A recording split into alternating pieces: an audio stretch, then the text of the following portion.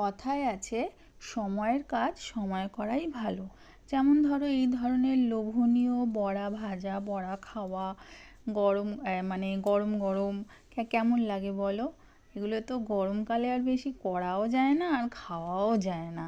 তো এই ঠান্ডা থাকতে থাকতেই, শীত চলে যাওয়ার আগেই, শীতের সবজি থাকতে থাকতেই এরকম দুর্দান্ত বড়া গরম গরম ভেজে ফেলো। এই দিয়ে দিলাম, চলে গেল তেলের মধ্যে, ছ্যাঁত ছ্যাঁত ছ্যাঁত ছ্যাঁত করে উঠলো, দেখেছো?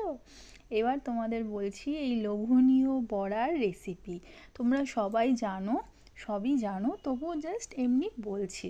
ঠিক আছে? ভালো লাগলে তোমরা এটা নিজেদের ঘরে ট্রাই করতে পারো। কিছুই না, মসুরির ডাল বাটা, তার সাথে বাঁধাকপি কুচি কুচি করে কাটা, তার সাথে একটু কাঁচা লঙ্কা কুচি, যে যেরকম ঝাল খাবে, পেঁয়াজ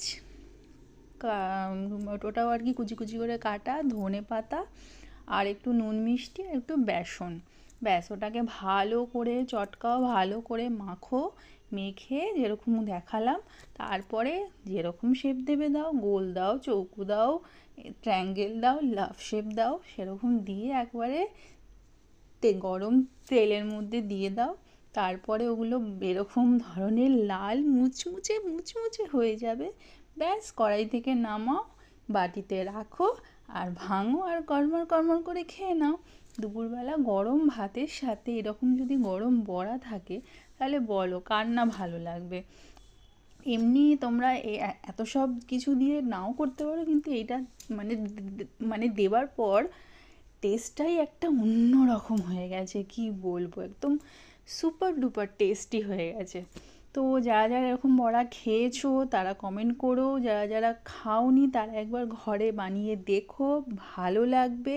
ঠান্ডা থাকতে থাকতে, এই শীতকালটা থাকতে থাকতে একবার বানিয়ে নাও ঘরে, একবার অবশ্যই করে খেও। আর চলো আমার পেজটাকে একটুখানি সাবস্ক্রাইব করে দিও। চলো আমি গরম গরম বড়াগুলো খেয়ে নিই, হ্যাঁ, না ঠান্ডা হয়ে যাবে। টাটা।